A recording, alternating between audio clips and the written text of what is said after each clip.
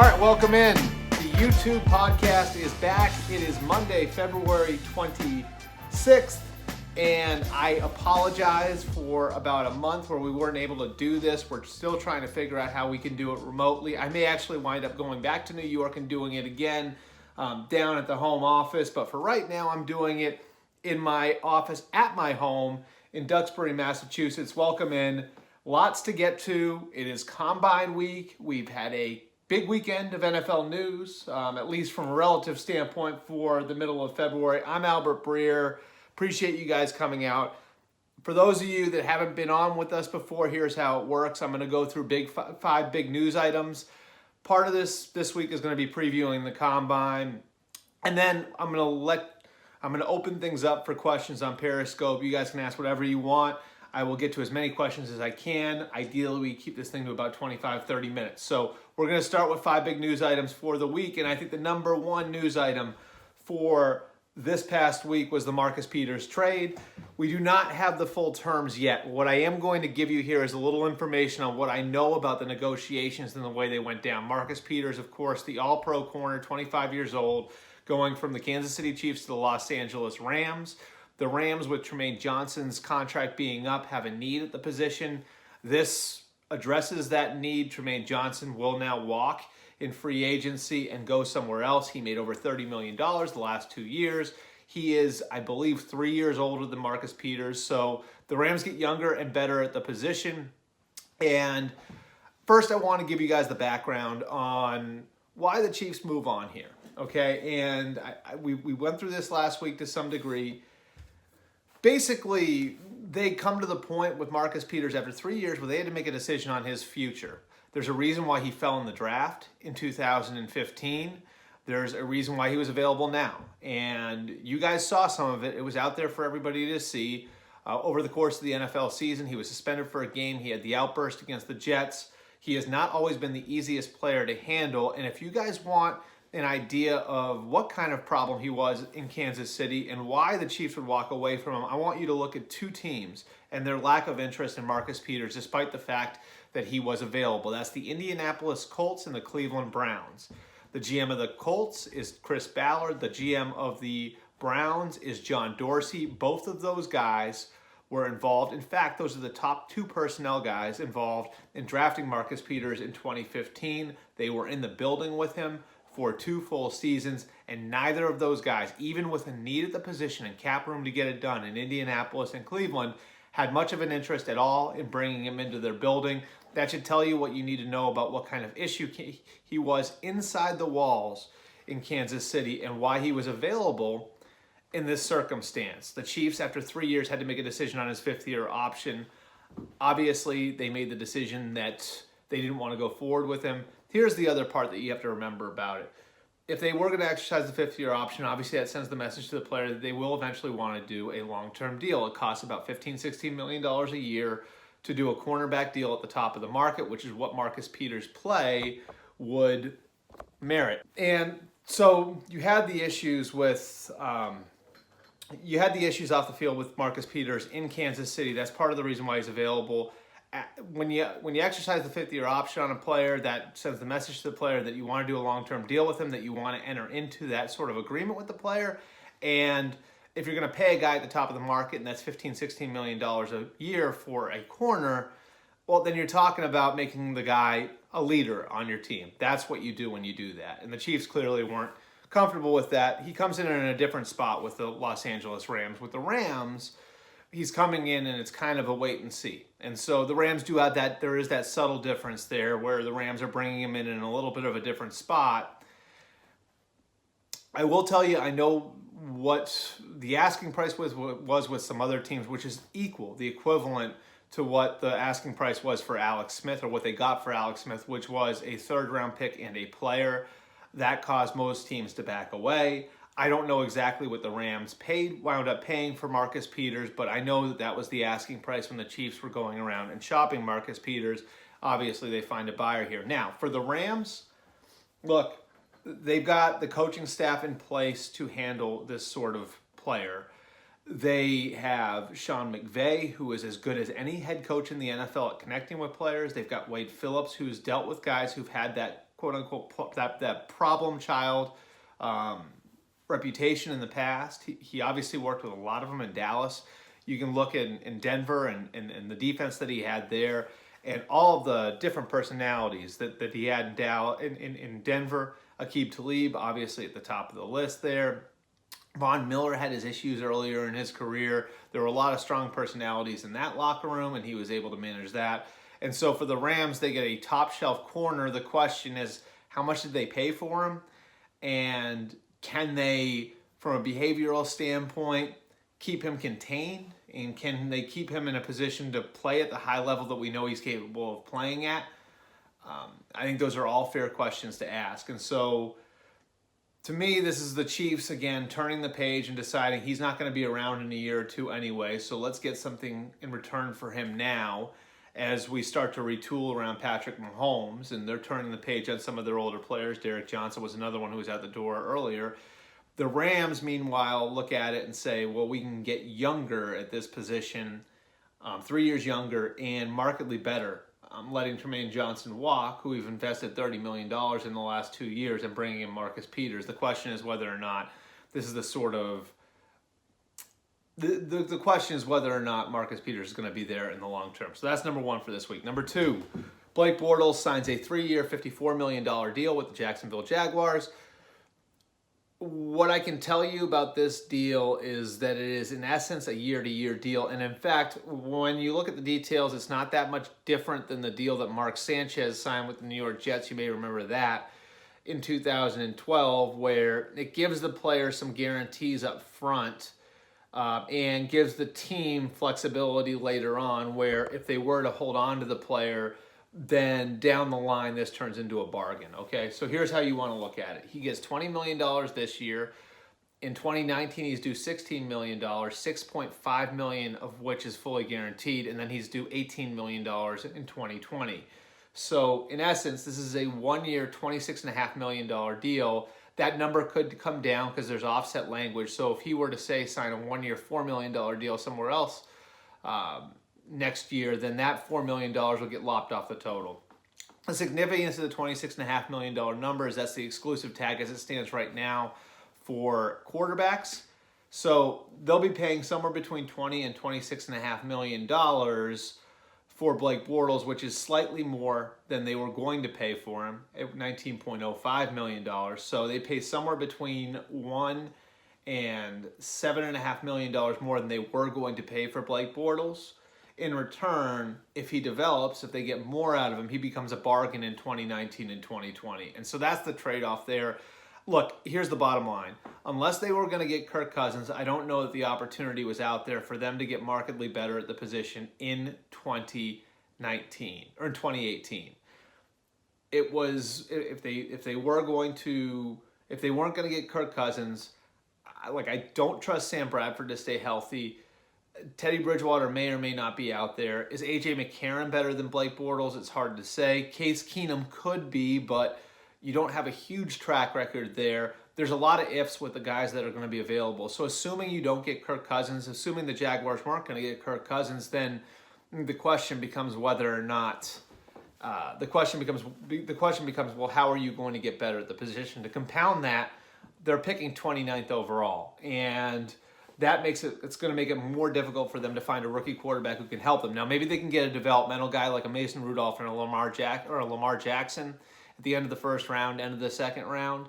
This doesn't prevent them from doing that because the way rookie salaries work now, they could very easily still draft a kid in April and bring him in and develop him behind Blake Bortles and eventually have him compete with Blake Bortles. It doesn't prevent you from doing this. It just takes them off the market for a veteran quarterback.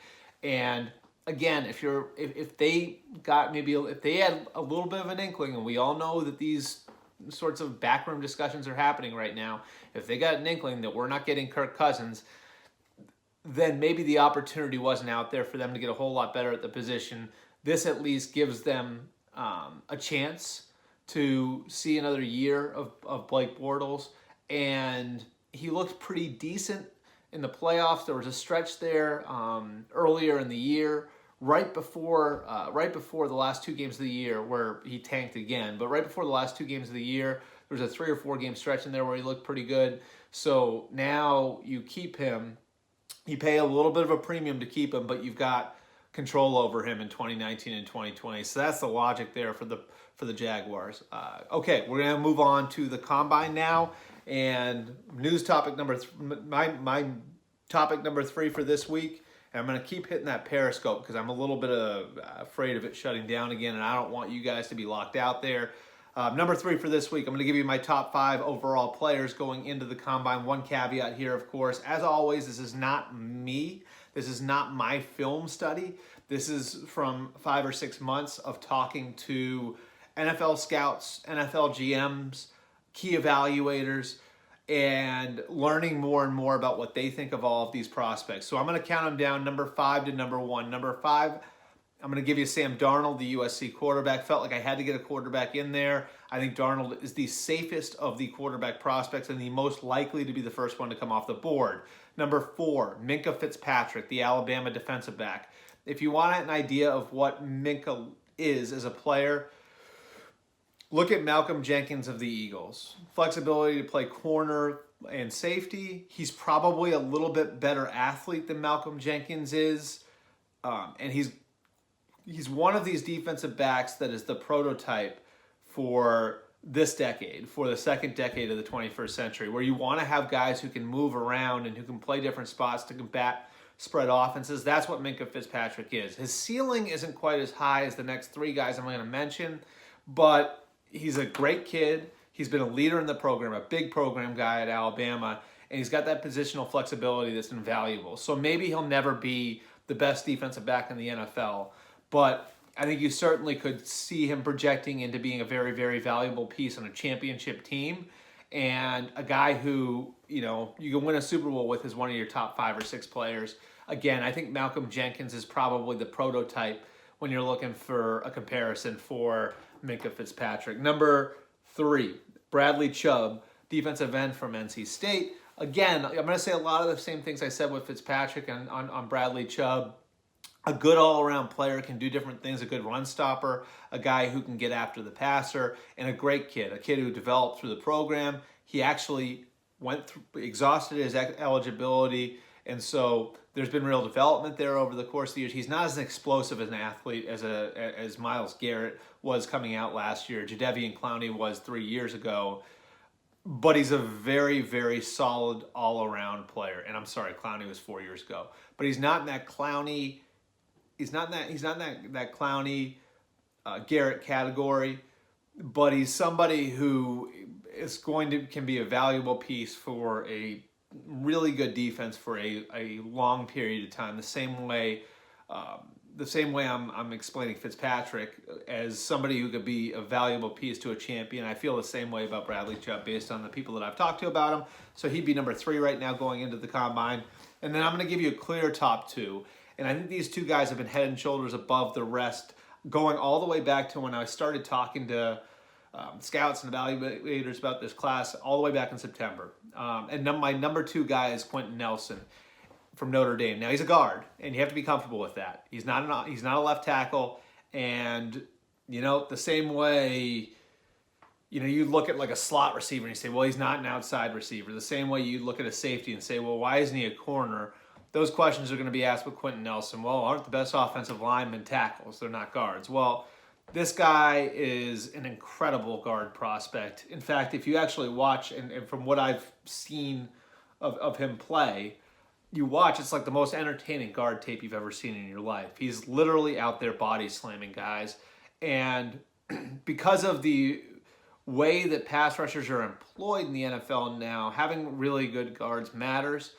The one anecdote I'm going to give you guys that I think really kind of explains why Quentin Nelson is so, why he's up here, why we're looking at him and saying he's the number 2 player in the draft, okay, is I remember this, and I did a couple mock drafts. One of them in the fall was public. I did another one that I just kind of put together as an exercise in December to make sure I still had all my ducks in a row. And in the second one, I had a comment in there that said Quentin Nelson might be as good a prospect, or might be a better prospect than Zach Martin, the All-Pro from Dallas, who was an All-Pro as a rookie. First team All-Pro as a rookie.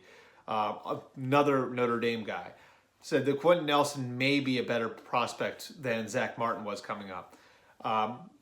Personnel man I respect very much got back to me within 5 minutes after I emailed him, the mock, and his response was take probably out or take maybe out of there. He is a better prospect than Zach Martin. So that should tell you how good Quentin Nelson is. And then the number one prospect is a name that's not going to surprise anybody, and that's Saquon Barkley. The question, of course, is going to be whether or not you're comfortable taking a running back that high. I will say that he is exactly what you're looking for in a running back in this era, and that is a 230-pound guy who can play on all three downs. That's what Zeke Elliott was a couple of years ago. That's what Todd Gurley's proven to be, even though maybe we didn't see it when he was coming out. But that's what Todd Gurley has proven to be with his ability to catch the ball that Sean McVay highlighted last year in Los Angeles. That's what Joe Mixon was last year. And one of the reasons why all the off-field stuff may have affected him, but he was still able to go in the top 45 picks. And that's what Saquon Barkley is. I've talked to people who think Saquon is a better prospect than Todd Gurley, than Ezekiel Elliott, than Leonard Fournette, maybe the best running back prospect of this generation.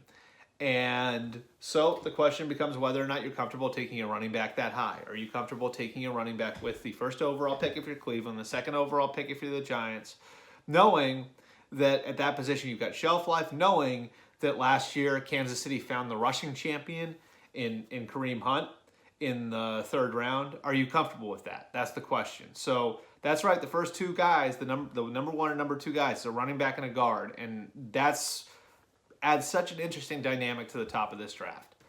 All right, number 4, and we are going to now get into the quarterbacks. And I want to take you guys through each of the quarterbacks, the top 4 quarterbacks, all four of whom I think will be going in the top 15 or so picks. Okay, and this is the way it's sort of settled, I think, over the course of the last 2 months or so, 3 months or so, where I think it became pretty clear to me, at least, that these 4 guys were going to be the 4 guys that we were going to talk about going into Indianapolis. And each of these guys has flaws. And it sounds a little bit like we talked about the 3 guys last year, and that was Trubisky and Watson and Mahomes. And last year it was, how comfortable are you with each guy's flaws? How comfortable are you with Deshaun Watson's interception issue? How comfortable are you with Trubisky's limited tape, the fact that he only started for 1 season? How comfortable are you with Patrick Mahomes coming out of a funky offense? Well, you've got the same sorts of questions about this year's group. Sam Darnold's got a weird delivery. He also had a turnover issue last year at USC. That said, his intangibles are off the charts. He is a good athlete. He has been clutch. And he is probably the guy that I think that a GM would go to sleep feeling best about on draft night if he took him. Okay, the second guy, presumably for most of the year, had been Josh Rosen. Rosen's probably the most natural passer, probably the guy who looks like if there's one guy in this class who looks like he was born to play quarterback, that would be Josh Rosen. The issue with Rosen is the off-field stuff, is how seriously does he take football? Is he really dedicated to it? He has had questions about how he interacts with different people, how he interacts with teammates, how is he going to fit into an NFL locker room? So those questions are there. Number 3, Josh Allen. I had him as the second quarterback taken in my mock draft last week.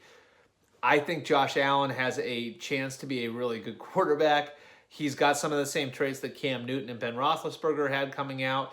There are questions about his production. He didn't really develop that much, at least from what the evaluators saw on tape from 2016 to 2017. Now, to be fair, he had a better team around him in 16 and not a lot coming back in 17. And so, the question with Josh Allen is, how comfortable do you feel that what you're seeing on maybe 20 to 25% of his tape is going to become who he is as a player?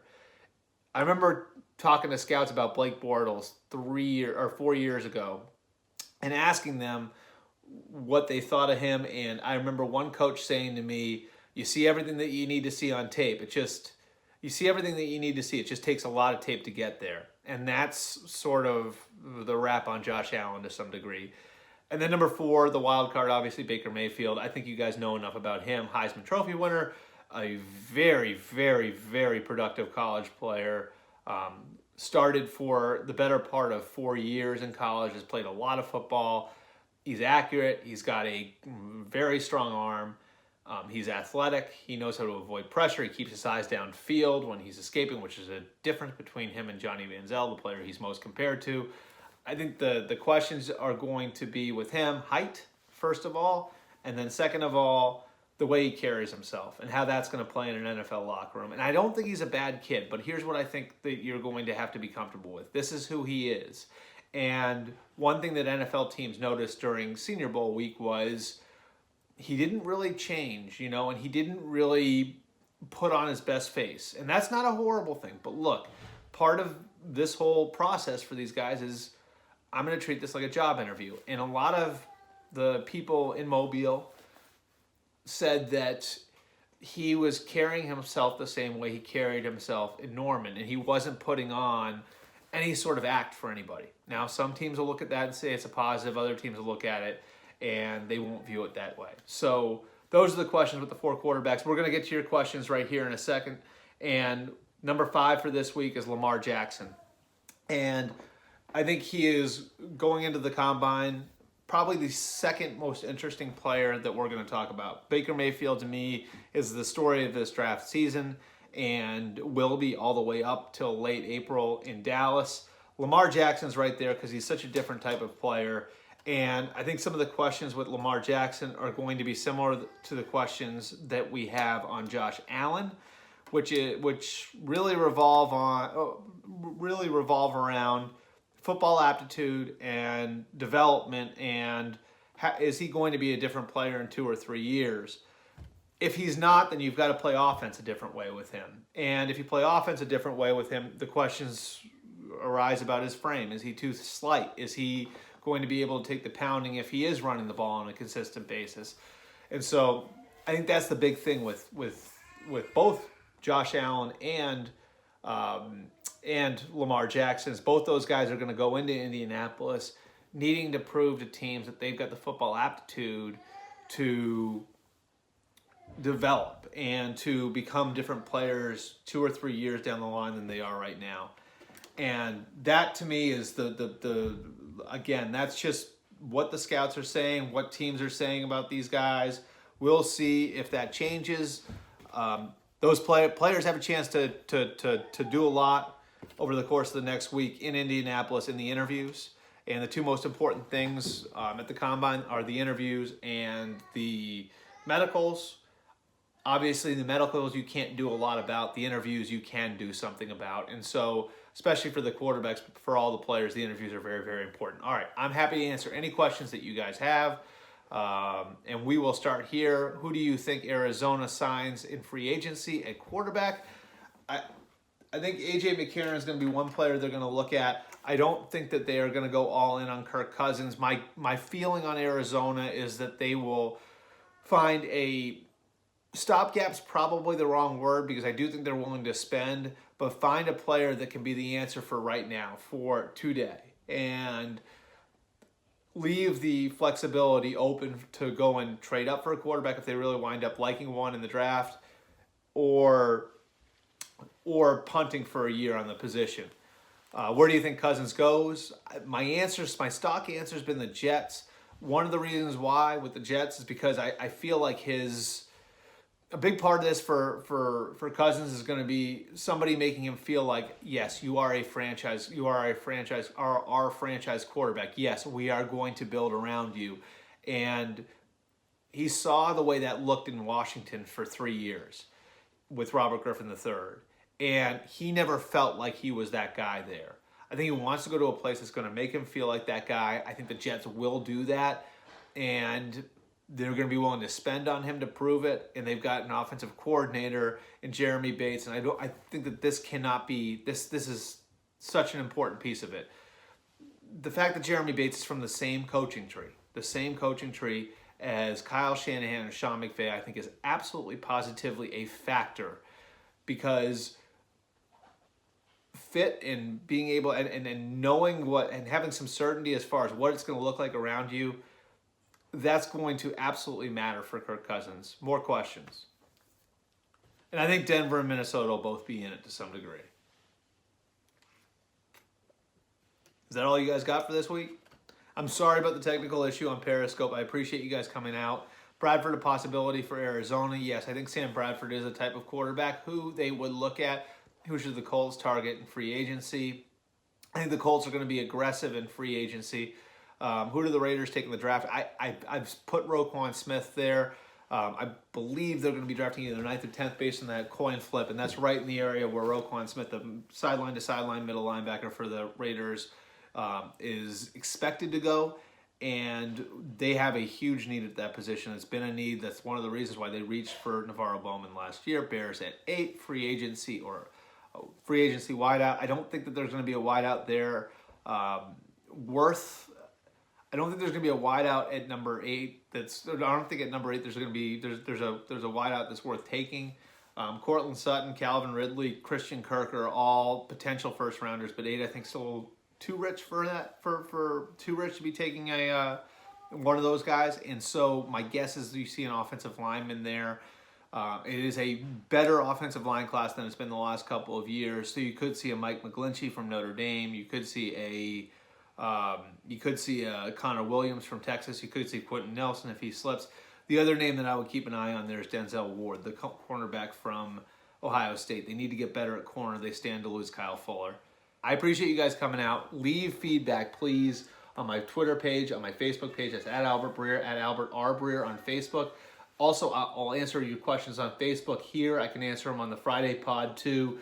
If you guys message me, you guys actually can send me messages on Facebook, and I'll get to that stuff there. Again, your feedback is key. You can leave us feedback on iTunes as well. Always appreciate you guys leaving ratings there too, even if you think we suck. And I'm talking about this podcast, our Friday podcast. We want to know. It actually helps us, I guess, with the algorithms and all that different stuff. And always, always, always remember to listen to the MMQB 10 Things podcast, the MMQB podcast with Peter King, and this podcast, both the YouTube edition, which is dropping on a Monday this week. We've normally had it on a Tuesday, but we pushed it up this week because of the Combine, and the traditional version with Lou Pellegrino and Andy Gresh that drops on Friday mornings.